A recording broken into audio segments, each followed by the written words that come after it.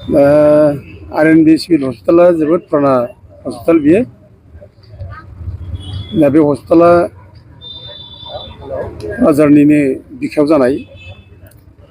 गोदो गोदायनिफ्रायनो बे जायगायाव गोबां बेमार आजारनि सिकित्साखौ खालामबोनाय जादों आरो बे गेजेर जायगायाव बे हस्पिटाला गायसनजानायखाय मानसिफोरनि बेमार नायनायनि थाखाय गोबां मोनसे सुबिदा जों मोनोमोन। दा जोङो सरकारा दिनै बे सिभिल हस्पिटालखौ बोखारनानै जे गोदानै गायसनजानाय मेडिकेल कलेज जायनाखि बालागावआव जागासिनो दं, बेसरगावआव जागासिनो दं, बेयावसो लांनो नागिरदों। बे जोबोद दुखुनांथाव।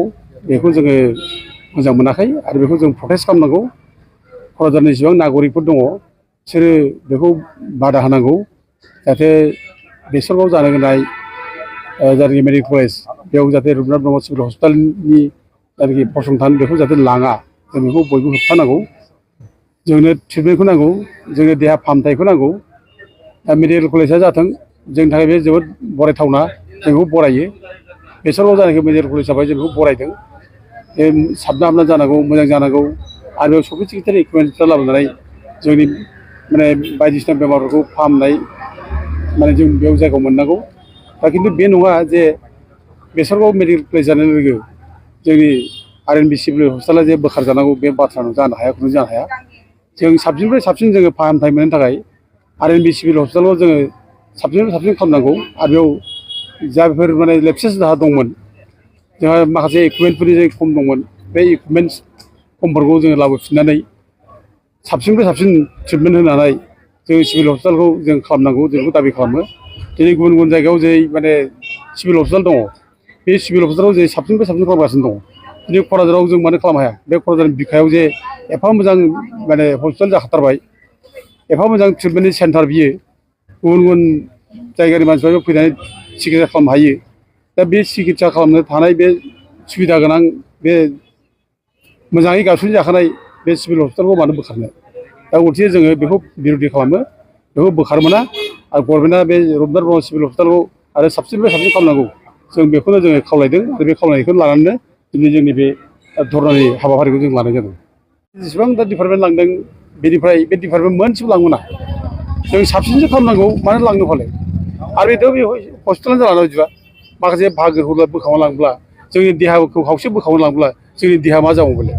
गथिखे जेसेबां दङ जा सिभिल हस्पिटालाव बेखौ जोङो लाखिनांगौ आरो जेसेबां नांगौ जोंनि थाखाय दरखार दङ, बे दरखारि जायनाखि जन्थ्रपातिफोर दङ बेखौ जों लाबोनांगौ आरो गोग्गोम मोनसे फुल फेजेड सिभिल हस्पिटाल जों खालामनांगौ, जों बेखौसो दाबि खालामो।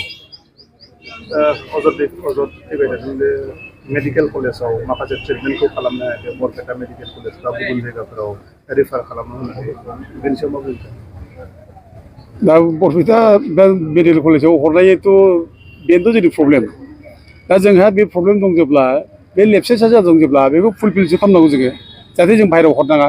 अनेक प्रब्लेम जाबाय थादों जोंहा, एथ' गोबावनिफ्रायनो बे सिभिल हस्पिटाला जाबोनाय, बिराद फुराना हस्पिटाल बे। दा बे फुराना हस्पिटालाव जुदि माबा मोनसे लेपसेस दंब्ला जों बेखौ सुफुंनांगौसो। खिन्थु सुफुङाबालानो बेखौ बोखारनो हाब्लाथ' गाज्रिसो। दा जों अनेक प्रब्लेम नुबोदों, माबा मोनसे इमारजेन्सि माबा जायोब्लानो बरपेटायाव रिफार खालामहरो, ओरै गुवाहाटि मेडिकेल कलेजाव रिफार खालामहरो। दा जाहाथे जोङो रिफार खालामनाङा जासे बेयावनो जोङो फुल फेजेड जों ट्रिटमेन्टखौ मोननो हायो, बिनि बेब'स्थाखौ सरकार लानांगौ। दा बेखायनो जों सरकारखौ दाबि खालामबाय थादों।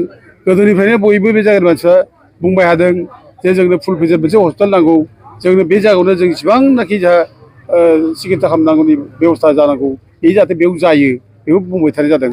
दा बिदि एफा गोबावसिम दासिमबो दि जायाब्ला आरो बे दिनै आसाम सरकारा दिनै बिसेसरि हिमन्त बिश्व शर्माया दिनै बिराद गोग्गाना बुंबाय थादों जे सिभिल हस्पिटालफोरखौ मडिफाइ खालामनाय जाबाय, आसामावनो मोजां सिकित्सा होनाय जासिगोन, बे बाथ्राखौ बुंबाय थादों।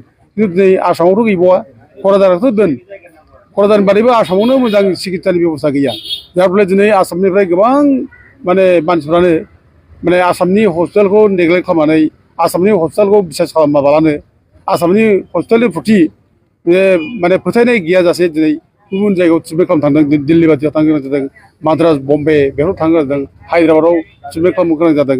मानो बिदि जादों दिनै जों आसामाव जुदि मोजां सिकित्सा जादों होनना बुङोब्ला आसाम सरकारा दिनै जोंनि जायगानिफ्राय मानो बाहेरायाव थांनो ट्रिटमेन्ट खालामनो बेखायनो जोङो बुङो जे आसाम सरकारा ओरैनो बाथ्रा खोथा बुंलाबायनायखौ बाद होनानै जे आसामाव जे मोजां ट्रिटमेन्ट जानांगौ मोजाङै सिकित्सा खालामनांगौ बे बेबस्थाखौ आसाम सरकारा लानांगौ जों बेखौसो खावलायो धरनाया माब्लासिम सोलिगोन सार? बेखौ खालामबाय थागोन जोङो दिनै मैयानिफ्राय खालामबाय दिनैबो खालामबाय आरो गाबोनबो समफोरबो जों खालामनांगोन आरो जों जेरैखिया जों माने बे हस्पिटालखौ जोङो लाखिनांगोन बे जाहाथे बेनिफ्राय शिफ्ट खालामा। हायार सेकेन्डारि उथ्रिनाय फरायसाफोरनि थाखाय गोजोनथाव खौरां। BA सेथि सेमिस्टारनि थाखाय गबिन्द बसुमतारी कलेजाव मुं थिसननाया सोलिगासिनो। गिबि मुं थिसननाय 100 फरायसाफोरनि थाखाय स्पेशल अफार आरो गुबुन गुबुन रोखोमनि बेसेन नाङै क्लासनि खाबु होनानै मुं थिसननायनि हाबाफारिया गबिन्द बसुमतारी कलेजाव सोलिगासिनो। फरायसाफ्रा गावनि गोसो बायदि साबजेक्टफोरखौ सायख'नानै लानो हागोन। लोगोसे basic computer class, self defence, spoken English class बायदि खाबुफोरखौ फरायसाफ्रा बेसेन नाङाजासे लानो हागोन। बे कलेजाव गासैबो फरायसाफोरनि थाखाय फ्रि बासनि सार्भिसनि राहा आरो बिजाब बाख्रिनिबो राहा दं। आरो बे खेबनिफ्राय भिउ सेन्टार अदेबानि एग्जाम सेन्टार महरै फरायसाफ्रा गबिन्द बसुमतारी कलेजावनो आनजाद होनो हागोन। गबिन्द बसुमतारी कलेजाव एसेल' बेसेनावनो मुं थिसननानै कलेजनि राहानि खाबुफोरखौ लानो हागोन। रोखायै मिथिनो थाखाय फारियै होनाय जानबुं नाम्बाराव कन्टेक्ट खालामनो हागोन।